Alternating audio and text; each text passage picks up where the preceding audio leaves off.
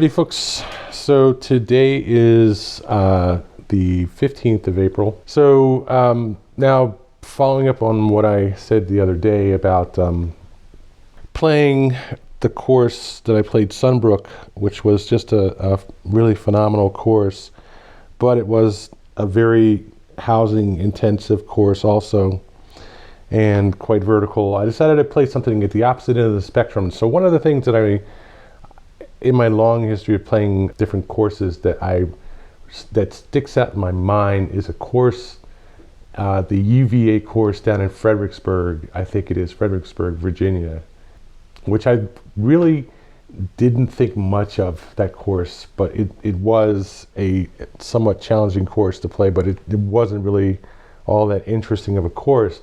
It's a pretty straightforward kind of course that had relatively few houses on. As a matter of fact, I think there were just like a few holes that had houses. And what it essentially was a course that had 9 holes running up the side of a river, a creek or a pond or a lake, or whatever you want to call it. But basically, many courses have these big expanses of water on the course that isn't a full-size lake like some of the courses I played in Tennessee, where there's, it's actually a big lake that they have that's part of a state park or a national park, one of the two.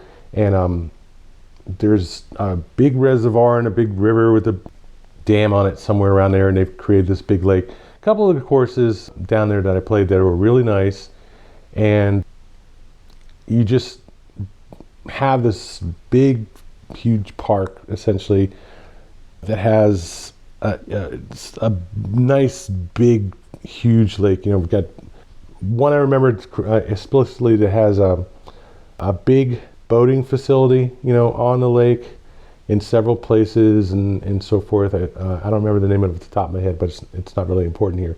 The point is that a lot of the courses will have some size lake, a lake that would be the length of a fairway, for instance, or maybe 2 fairways. In this case, the course I played that I'm reviewing here, called Sun River in St. George, which is just at the southern end of St. George, has a lake like this in the, I'd say, one half on the front side of the course, just coming off of the clubhouse. It has a significantly big lake that has 2 holes running down away from the clubhouse and 2 holes coming back. So it's that big. The par 5, 500 yards, and a par 4 of about 400 yards on each side of the lake. So the course that I played in UVA, the UVA course way down in Fredericksburg, it had enough of a lake to have 3 holes, or 3 or 4 holes really, running down one side and then 4 holes coming back the other way. So this was an 18-hole course, a big 18-hole course, and it's decently long. I think it was pretty close to 7,000 yards. The same course, this course, Sun River, was also about 7,000 yards from the back tees. And it was also very similar to the Sunbrook course, that it had the red tees at the very back. So there's 4 tees on each hole, and the back 2 tees are long. They're not super long, but they're decently long. And so they would make the course overall at least comparable to a 7,200 yard course, for example, significantly longer than the other tees. In fact, when I started playing it, I played the first hole at the black tees, which is long, but I didn't see the red tees on that hole. And so I think the starter was down on like the second or first tee coming off the fairway. And he came back and started me off on the black tees. So the next hole, I realized that there were red tees. I already played off the black tees there, but on the third hole, I started playing the red tees all the way around. So there's a whole story here with playing this course that revolves around what tees you're going to play from. But basically, it was a pretty wide open course on just about every hole except for the holes along the lake. And even then, those were still wide enough where it wasn't really, that big a deal. for me at least. Not going to say that I had no concerns of putting the ball in the water. As a fact, I did indeed put the ball in the water on the par 4 going up on the front side towards the clubhouse, the number 9 hole. But it was a tricky day, and as you can see from the pictures, this is a pretty flat course. It's not entirely flat. There's still, the swales and the dips and stuff on the fairway, but it was windy. And the one problem I forgot about with this type of course is because it's an open course, it's just this occasional tree here and there. Maybe, it's not nearly as obstructed as the Sunbrook course was, but the Sunbrook course had a fair amount of wind because it was running up and down, the sides of this fairly significantly sized hill, and had some wind on it on the top holes and so forth, and was an issue. But it wasn't as much as an issue as this course that I played yesterday, which was Sun River.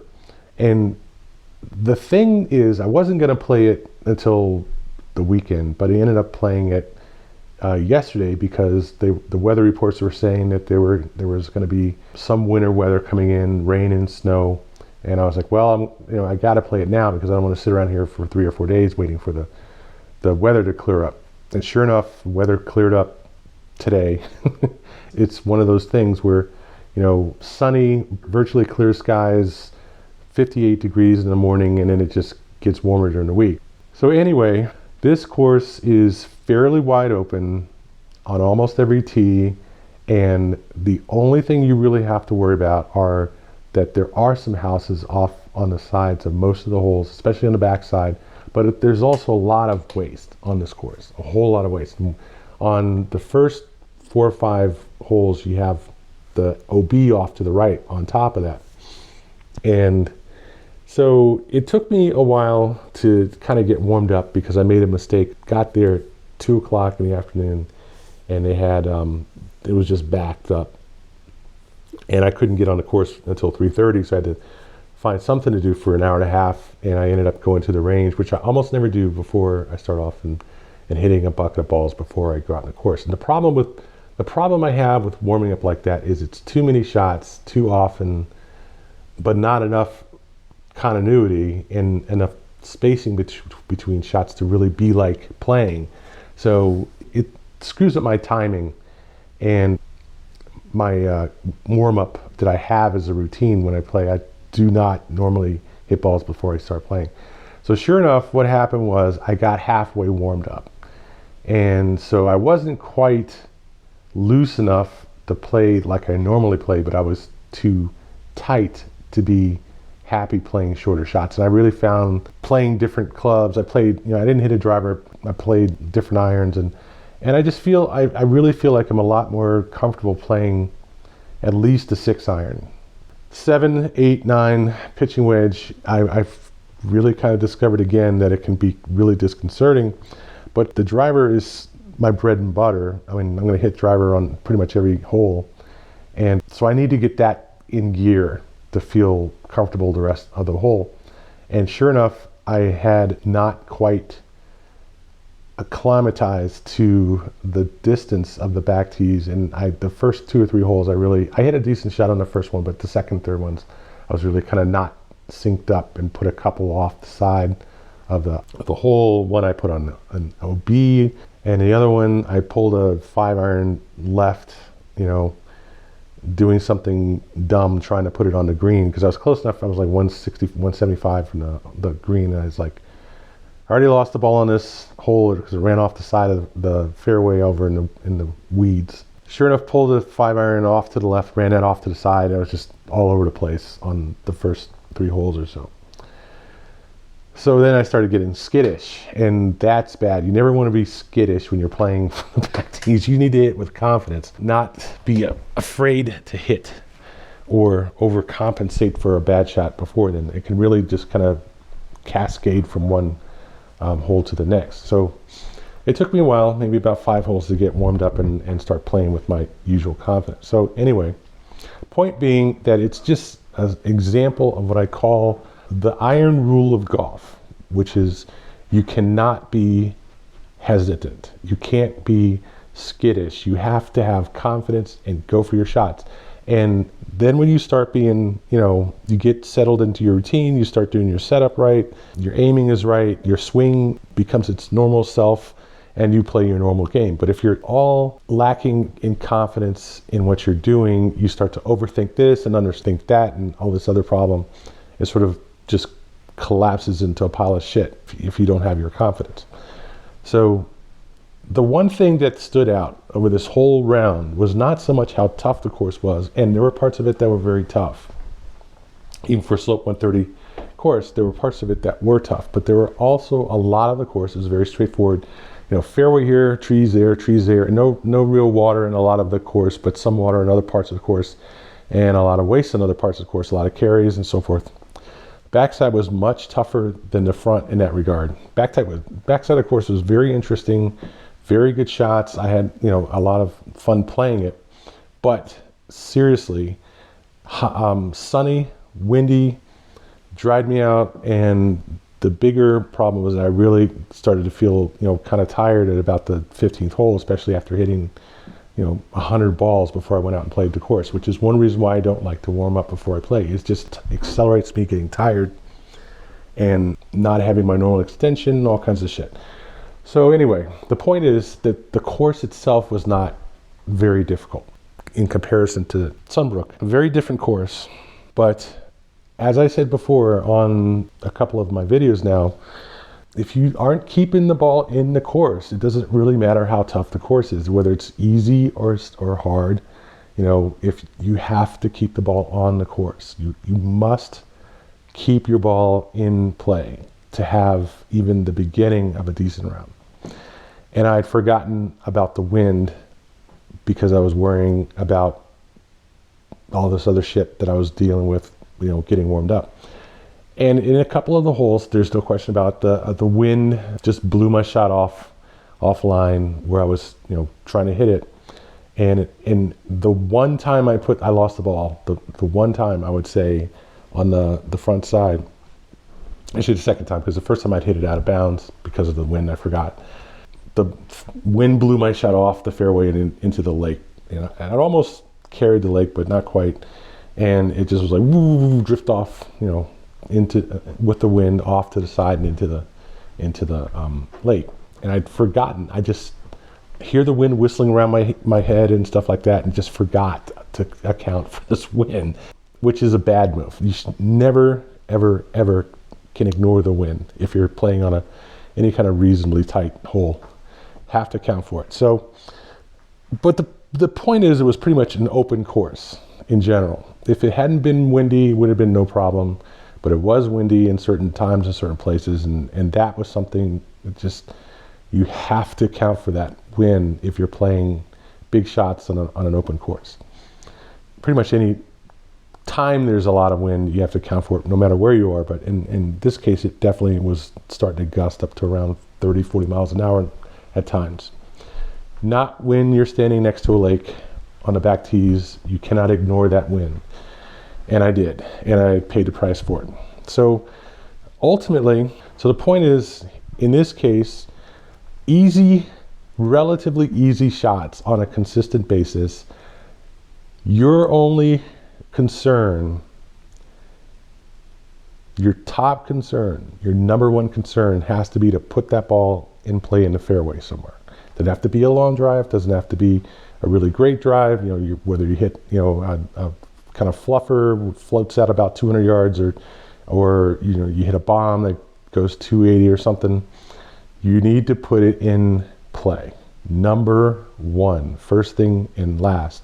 And people tend to forget. I think that one of the problems I had when I was a younger player was always worrying about distance. No, I need to hit this 250. No, I need to hit this 270. I'm going to swing at this as hard as I can. I want to, if it's a drivable par 4, you want to at least get it up close to the green. Who cares if you hit the ball 275 yards if you're on the other side of the adjacent fairway, or if you're in the river running next to the course?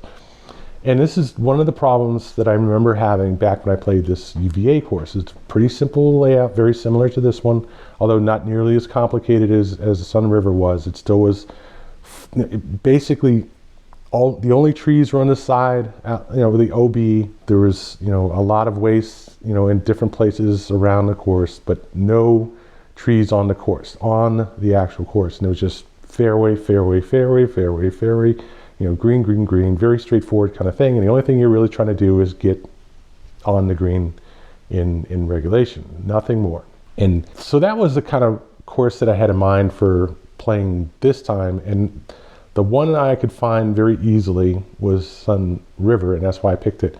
But the other reason is because it was one of the most highly rated courses, at least on Google when I searched in St. George. This is a 4.3, stars, where a lot of the other courses are like 4.1, 4.2, 3.8, whatever. And I was like, well, this is supposed to be a really great facility, and it's decently long at 7,000 yards.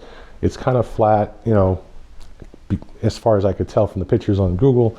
And the other problem is that it was not expensive. Like all the other courses that I played were, like at least $80, $90 to play them. Some were almost $200. So in this case, one of the advantages was it was a $50 course. So this said to me, this is much more the type of course that most people who are casual golfers with a casual, decent normal income would gravitate towards a course like this rather than some course that's $175.